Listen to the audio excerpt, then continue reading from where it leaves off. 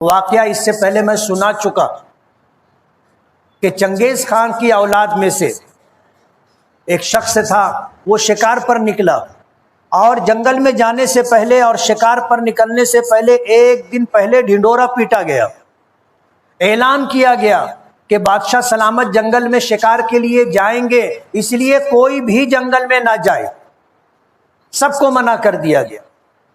جب شکار کے لیے جنگل میں گئے اور گھنے جنگل سے گزر رہے تھے تو ایک آدمی پر نظر پڑ گئی۔ بادشاہ تو بادشاہ ہوتا ہے،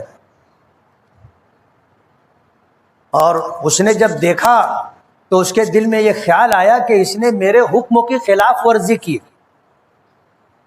گرفتار کرنے کا حکم دیا۔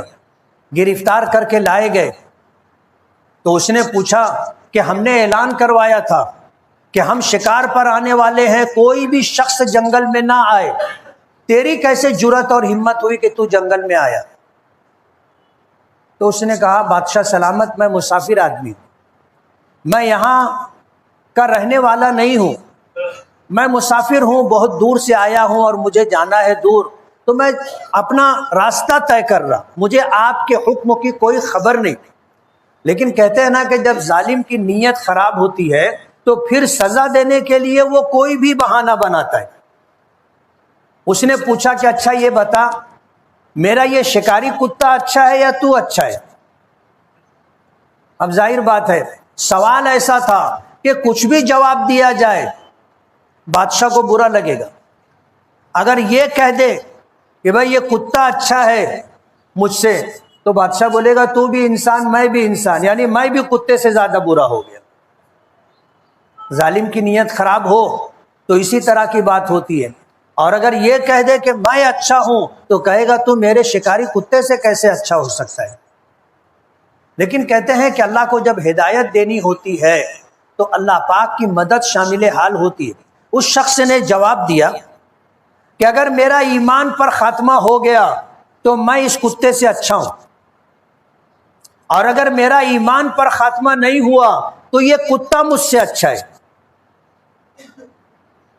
بادشاہ نے پوچھا کہ یہ ایمان کیا چیز ہے؟ نہیں معلوم تھا اسے، پوچھا ایمان کیا چیز ہے؟ تو یہ شخص مسلمان تھا، اس نے تفصیل سے بتایا کہ ایمان کیا ہے، کہ اللہ رب العالمین کی ربوبیت، الوہیت، وحدانیت آدمی کے دل میں اتر جائے، اور ہر وقت تو اللہ کو راضی اور خوش کرنے کی کوشش کرتا رہے۔ کوئی بھی عمل کرنے سے پہلے وہ اس پر غور کرے کہ اس کام کے کرنے سے میرا پیدا کرنے والا پروردگار خوش ہوگا یا ناراض ہوگا، اس کی رضا اور ناراضگی دیکھ کر کے کوئی بھی کام کرے۔ اللہ نے اس بات کا اثر بادشاہ کے دل پر ڈال دیا۔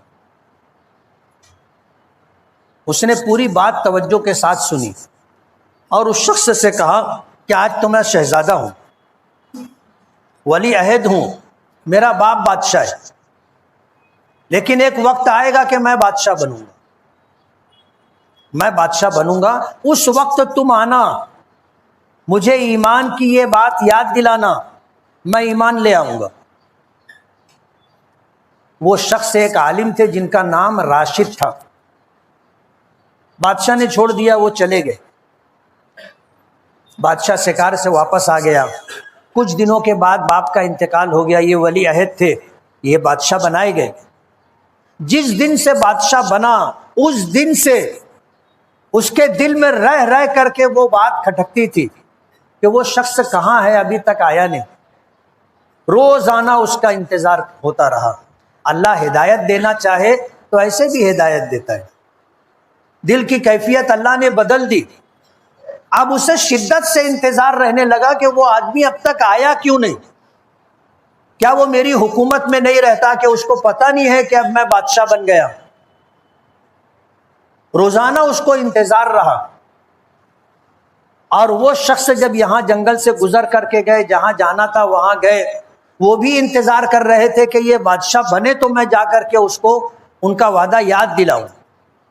لیکن وقت تو پورا ہو گیا، ان کا انتقال کا وقت قریب آ گیا۔ انہوں نے اپنے بیٹے کو بلایا اور یہ پورا واقعہ سنایا، اور کہا کہ دیکھو میں رہوں نہ رہوں، اگر میں رہا تو میں جاؤں گا، میں نہیں رہا تو تم جانا اور جا کر کے بادشاہ کو اس کا یہ واقعہ یاد دلانا۔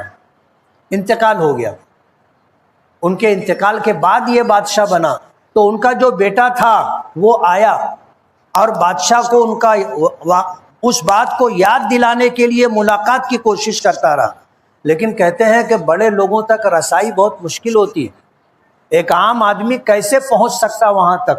یہ کوشش کرتا رہا، لیکن ملاقات کی نوبت نہیں آئی۔ اللہ نے دل میں بات ڈالی، ایک دن رات میں تہجد پڑھ کر کے اللہ سے دعا کر کے محل کے قریب جا کر کے اس شخص نے اذان دی۔ کیا دی؟ اذان دی، اور چاہت یہ تھی کہ میری یہ آواز بادشاہ تک پہنچ جائے، تو اپنی پوری طاقت لگا دی۔ بادشاہ تک آواز پہنچ گئی، پہنچانے والا کون؟ اللہ پاک۔ اللہ نے آواز پہنچا دی اور آنکھ کھل گئی، یہ سنتا رہا آواز کو، اور اس کے بعد جب آواز آنی بند ہوئی تو بلایا اپنے دربانوں کو اور کہا کہ یہ کون شور کر رہا تھا، دیکھو لے کر کے آؤ۔ لوگ گئے تلاش کر کے، وہ تو خود ہی پہنچنا چاہتا تھا، وہ کوئی بھاگا نہیں، چھپا نہیں، وہ رہا۔ لوگ آئے، اس کو لے گئے بادشاہ کے پاس پکڑ کر کے، تو بادشاہ بہت ناراض تھا کہ تو نے میری نیند خراب کی، میرے آرام میں تو مخل ہوا، کیوں شور کر رہا تھا؟ تجھے پتہ نہیں ہے محل کے قریب آ کر کے تو چلا رہا تھا؟ تو اس نے کہا کہ میں آپ سے ملنا چاہتا تھا، اور میں کافی دنوں سے کوشش کر رہا ہوں کہ آپ سے ملوں، لیکن مجھے آپ کے دربار تک لوگ آنے نہیں دیتے، مجبور ہو کر کے میں نے یہ کام کیا ہے۔ کہا کہ تو مجھ سے کیوں ملنا چاہتا تھا؟ تو کہنے لگے اپنے باپ کا پورا واقعہ سنایا، جنگل کا یہ پورا واقعہ سنایا۔ اس نے سنا تو سننے کے بعد کہا کہ میں تو جس دن سے بادشاہ بنا ہوں میں تیرا انتظار کر رہا تھا، جس دن سے بادشاہ بنا ہوں اس دن سے میں تیرا انتظار کر رہا تھا۔ اگر تیرے والد کا انتقال ہو گیا اور باپ کی وصیت کے مطابق تو آیا ہے، میں تو پہلے سے منتظر ہوں۔ پھر اس کے بعد قصہ مختصر یہ کہ اس نے ایمان قبول کیا۔ علامہ اقبال نے اس پورے واقعے کو ایک شعر میں سمویا ہے عیاں فتنہ تاتار کے افسانے سے، پاسباں مل گئے کعبے کو صنم خانے سے۔ بت خانے سے ایک شخص اٹھتا ہے، ایمان قبول کرتا ہے، اور اسلام کے مرکز بیت اللہ کی حفاظت کا ذمہ دار بنتا ہے۔